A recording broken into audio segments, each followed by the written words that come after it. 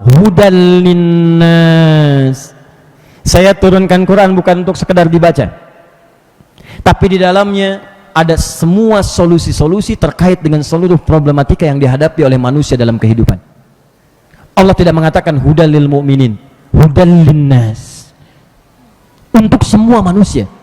Di setiap persoalan manusia itu solusinya ada di Quran.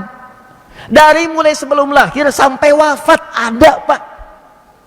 Saya baca cepat ya, nggak usah ditulis, saya baca cepat. Misal, dalam kandungan sebelum lahir, bagaimana kandungan itu dalam saat mengandung bisa terasa nyaman, tenang, dan doa apa ya khususnya saat akan menjelang kelahiran, saat akan didoakan itu bayi yang terlahir jadi soleh. Quran surah ke-7 ayat 189. Begitu lahiran, bagaimana bermohon kepada Allah, bagaimana caranya supaya nanti bisa memberikan ASI dengan maksimal, ASInya mengalir lancar, dan dibagi tugas antara suami istri yang baru punya anak itu. Maka muncul Quran surah kedua ayat 233, disampaikan sampai bilangan durasi sempurna memberikan ASI selama 2 tahun itu. Lalu di tahap pendidikan dini 2 tahun sampai menjelang balik, apa yang diberikan pertama kali pendidikannya supaya dia dekat dengan Allah, taat pada orang tua, akhlak yang mulia, senang ibadah. Pindah Quran surah 31 ayat 13 sampai dengan ayat 19. Lalu dia mulai belajar bagaimana cara belajar yang baik supaya cepat paham. Buka Quran surah 9 ayat 122. Bagaimana saat belajar ilmunya meluas, imannya meningkat. Buka Quran surah 58 ayat yang ke-11. Setelah itu naik level, pindah tempat. Kalau pindah tempat berarti pindah pergaulan, ketemu dengan teman-teman yang berbeda, kadang-kadang sukunya beda-beda. Maka walaupun beda-beda teman, jangan terpengaruh dengan mereka. Turun tuntunan supaya tetap berbuat baik, tidak terpengaruh oleh lingkungan. Quran surah ke-49 ayat ke-13. Mulai bertemu dengan pasangan, muncul ketertarikan. Ingat kata Allah, jangan tertukar pasangan. Pasangan itu setiapnya sudah diatur. Hewan jantan ketemu dengan betina. Ya, kalau itu tumbuhan putik dengan benang sari, maka kalau dia manusia, laki-laki dengan perempuan. Quran surah 49 ayat 13, pasangannya Quran surah 51 ayat ke-49. Setelah itu apa yang dilakukan? Yang dilakukan kemudian saling berkenalan, lalu jangan tunggu lama-lama. Kalau berani, lamar. Quran surah ke-4 ayat ke-4. Lalu masuk ke jenjang pernikahan, Quran surah 30 ayat ke-21.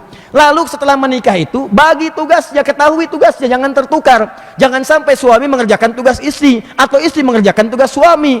Yang tidak tepat jalannya, di situ sering muncul persoalan di rumah tangga. Quran surah ke-4 ayat 34. Lalu kemudian setelah membagi tugas, pahami tugas pria dari mencari nafkah, rumuskan bagaimana cari mencari nafkah yang standar. Quran surah kedua ayat 168. Kalau pengen mudah baru bergerak, rizki datang. Quran surah kedua ayat 172. Yang lebih mudah lagi, belum bergerak, rizkinya sudah menanti. Quran surah ke-7 ayat ke-96. Tapi Anda jangan lupa, kata Allah, dalam pekerjaan itu kadang-kadang ada persaingan. Yang persaingan ini kadang-kadang tidak sehat. Ada yang ingin mencelakakan Anda, ada yang ingin menyingkirkan, menyungkurkan. Ada amalan yang kalau Anda kerjakan, Anda nggak akan diganggu. Quran surah ke-17 ayat ke-79 sampai 81. Puncaknya Quran surah ke-21 ayat ke-86 sampai dengan 87-nya. Bahkan teruskan ke-88-nya. Kemudian teman-teman sekalian, istri di rumah kadang merawat anak tidak mudah, kadang berkata kadang sulit. Buka Quran surah ke-17 ayat 23 sampai dengan ayat 27-nya. Sampai Anda berhasil dalam pekerjaan, naik statusnya, tingkat kedudukan naik, rumah mulai berkembang luas, harta mulai bertambah, syukuri supaya berkah hartanya. Quran surah ke-14 ayat ke-7 cara bersyukurnya. Kalau ada masalah, sabar. Jangan cuman sabar, pelajari jenis masalahnya untuk diberikan solusi. Cara umumnya Quran surah kedua ayat 214. Rincian masalahnya Quran surah kedua ayat 155 sampai 157. Sampai usia 40 tahun masih ada orang tua Anda. Kata Allah, Anda berbakti pada orang tua. Anda jangan lakukan dan jangan pahami kalau Anda sukses itu karena Anda bukan. Boleh jadi orang tua Anda yang ibu Anda menangis malam-malam, bapak Anda bekerja, doa mereka 70%-nya saham terbesar untuk kesuksesan Anda. Maka puncakkan bakti kepada mereka. Turun Quran surah ke-46 ayat ke-15-nya. Setelah itu naik lagi sampai Anda kembali ke masa kanak-kanak, tidak sadar dengan keadaan. Quran surah ke-22, teman-teman sekalian, muncul itu ayat yang kelimanya. Kemudian setelah itu naik lagi sampai sepuh. Anda kira akan abadi? Tidak. Anda akan kembali kepada Allah. Maka belajar cara menghadapi ujung kehidupan supaya sakaratul mautnya nggak susah. Apa amalannya? Quran surah 89 ayat 27 sampai 30. Tapi kalau Anda nggak punya persiapan, ada ancaman, Anda susah nanti keluarnya. Takut Anda dan dahsyat. Kata malaikat, pukulin. Akhriju anfusakum. Dipukul depannya, pukul belakangnya. Kenapa nggak keluar? Takut ya pulang. Pukulin. Quran surah ke-8 ayat ke-50. Setelah itu pindah kemana? Kan Anda tidak lama di dunia, Anda pulang. Anda akan meninggal. wafat. Semua kita akan pulang dan kita nggak bisa milih. Pak Dudung bisa duluan, saya bisa belakangan, bisa. Atau ditukar, saya belakangan, beliau duluan, bisa. Atau memang bisa saya duluan membawa jenazah antum, saya kan bisa saja, bisa. Makanya siap-siap, pindah pelajari setelah meninggal di dunia, akan pindah, meninggalkan dunia, artinya pindah dunia ke alam kubur, pelajari kehidupan alam kubur. Bawa persiapan bekal sehingga ketika pindah sudah punya bekal. Ini Anda punya lampu banyak, terang suasana, masuk ke kubur, lampu Anda itu apa? Maka cari amalan. Kalau pengen nikmat, cari amalan Quran surah kedua 153 sampai 154. Detilnya Quran surah ketiga ayat 169 sampai 172. Kalau Anda tidak siap-siap malam pertama di alam kubur, maka rasakan Quran surah ke-40 ayat 45 sampai 46. Ditampakkan neraka pagi dan petang. Dari situ pergi kemana? Muncul kiamat, turun Quran surah ke-75 dari ayat 1 sampai akhirnya. Setelah itu ada hisab, sampai ditempatkan. Ada yang ke surga tanpa hisab, Quran surah kedua ayat 25. Ada yang surganya selevel dengan Nabi, Quran surah keempat ayat 69. Ada yang surganya di taman surga, Quran surah ke-51 ayat 15 sampai dengan 23. Ada yang surganya seluas langit dan bumi, Quran surah ketiga ayat ke-133 134. Ada yang surganya untuk ahli Quran, dihiasi, diberikan jubah, perhiasan, mahkota, Quran surah ke-35 ayat ke-32 sampai dengan 33. Ada yang ahli Quran bawa keluarganya seperti seorang pangeran, bapaknya digandeng, ibunya digandeng, suami istri, anak cucu keturunan, disambut di surga oleh semua malaikat, masuk semua pintu surga. Quran surah ke-13 ayat 23 sampai 24 amalannya. Ada juga yang masuk neraka tanpa hisab. Ada orang taunya masuk surga tanpa hisab, masuk neraka tanpa hisab. Quran surah 18 ayat 99 sampai dengan 101. Baca tuh. Makanya tiap Jumat kita baca itu. Al-Kahf. Baca. Ada yang nerakanya neraka paling ringan, seringan-ringannya neraka. Masuknya langsung hancur, dimunculkan hidup lagi, hancur lagi, hidup lagi, hancur lagi. Sekali masuk sehari sama dengan 1000 tahun. 1 detik yang 48 hari. Quran surah keempat ayat 56. Neraka paling dahsyat, neraka jahanam. Jangan sampai jadi pelakunya. Kenali ciri-cirinya. Anda kerjakan, jahanam menanti. Apa neraka jahanam itu? Disiapkan untuk dua golongan saja. Satu orang munafik, yang kedua orang kafir. Quran surah keempat ayat 140, paling kiri sebelah bawah. Anda jadi munafik, neraka jahanam. Dosen munafik, neraka jahanam. Mahasiswa munafik, neraka jahanam. Pemimpin munafik, neraka jahanam. Ustadz munafik, neraka jahanam.